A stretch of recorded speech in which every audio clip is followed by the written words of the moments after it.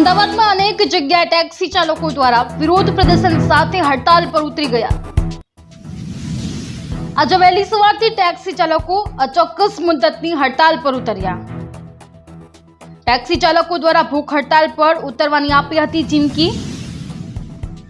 અમદાવાદમાં ટેક્સી ચાલકો હડતાલ પર ઉતરતા હજારો ટેક્સીના પૈડા થંભી ગયા। હાલ ટેક્સી ચાલકો ગાંધી ચિંધ્યા માર્ગે આંદોલનમાં શહેરના હજારો ટેક્સી ડ્રાઈવરો પણ સાથે જોડાશે। સફેદ નંબર પ્લેટ વાળા અનધિકૃત એગ્રીગેટર કંપનીના ટુ વ્હીલર બંધ કરાવવા ટેક્સી ચાલકો દ્વારા કરાય છે માંગ।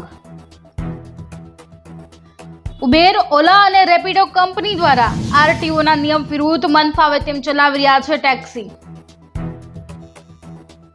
રેલવે સ્ટેશન અને બસ સ્ટેશન પર બહારથી આવતા મુસાફરોને ભારે હાલાકીનો સામનો કરવો પડ્યો।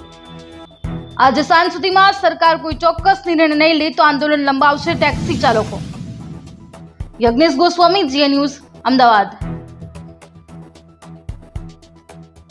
મારું નામ વૈભવ રાવલ છે। હું એક ઉબેર ડ્રાઈવર છું અને ઉબેરની અમે અત્યાર સુધીમાં જ્યારથી અમે ચલાવીએ છીએ ત્યારથી 39 રૂપિયા રોજનું એ લોકોનું કમિશન લે છે, પ્લેટફોર્મ ફી લે છે, 17 રૂપિયા કિલોમીટર કસ્ટમર જોડે રહે છે અને 10 રૂપિયા કિલોમીટર અમને આપે છે।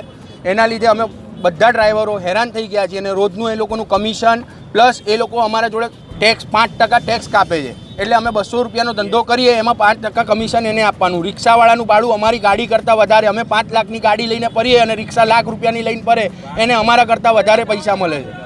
અને બીજું કે અમારા પાસે કોઈ બી એવો સ્કોપ નથી કે જેનાથી અમે બીજું કંઈ કરી શકીએ। અને કસ્ટમરની કોઈ બી કમ્પ્લેન્ટ જાય તો અમારી આઈડી તરત બ્લોક કરવામાં આવે છે 7 દિવસ માટે, 28 દિવસ માટે। એનાથી વિશેષ એ લોકો કશું કરતા નથી અને અમારી કોઈ કમ્પ્લેન્ટ સાંભળવામાં આવતી નથી ઉબેર તરફથી। અને ઉબેરવાળા અમે કંઈ ફોન કરીએ છીએ તો અમને એમ કહે છે કે અમે હમણાં થોડીક વાર માટે અમારી લાઈન વ્યસ્ત છે કે આ બધી અમને એવું કરીને અમને ટાળી દે છે, ગમે તે રીતના અમને બંધ કરાવે છે। અને એના લીધે અમે હેરાન થયા છીએ ને આજે અમે સ્ટ્રાઇક ઉપર ઉતરી ગયા છીએ। હવે જ્યાં સુધી સરકાર માન્ય અમારે જે બી અમારે કરાવવું છે સરકાર પાસે કે ઉબેરને જે બી કરીને આપવું છે અમને કરીને આપવું પડશે, ત્યાં સુધી અમારી સ્ટ્રાઇક બંધ નહીં થાય। બસ। મારું નામ નરેન્દ્રસિંહ રાઠોડ છે, નરોડાના રહેવાસી છે। અમારો મુદ્દો ખાલી એટલું જ છે કે જે સરકારે કિંમત નક્કી કરી છે એ રીતના અમને બી મળે।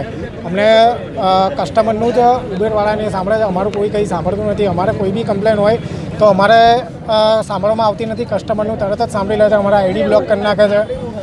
એક વખત ઇન્સ્યોરન્સ ના ભર્યો હોય તો ગાડી બંધ, પીયુસી ના ભર્યો તો બંધ। અમે બધી રીતના ટોટલ ઓકે રાખીએ છીએ, તે છતાં બી આ બધા પ્રોબ્લેમ અમને થાય છે। તો એ રીતના અમને ભાવ પણ આપવી જોઈએ, જે અમારી જોડે 8-9 રૂપિયા કિલોમીટર ભાવ લે છે અને કસ્ટમર જોડેથી 17 થી 18 રૂપિયા ભાવ લેવામાં આવે છે। ઉબરમાં રિક્ષા અને કાર વચ્ચે શું તફાવત છે રેટમાં? રેટમાં ઘણો બધો તફાવત છે। અમને અમારી ગાડી અહીંથી રિક્ષાનો ભાવ વધારે છે, અમારી ગાડીવાળાનો ભાવ ઓછો છે। 20 રૂપિયા કિલોમીટર ચાલે છે અને અમે લોકો 9-10 રૂપિયા કિલોમીટર વિથ એસીમાં ચાલીએ છીએ। અને નાઇટમાં રિક્ષાનો ભાડું વધારે છે, અમારું એને એ જ ભાડું હોય છે જે દિવસે હોય છે, ઉપરથી ઘટાડી દેવામાં આવે છે। અને એસી કરીએ તો કસ્ટમર કહેતો વધારે એસી કરો, ના કરો તો કમ્પ્લેન કરીને અમારી ગાડી બંધ।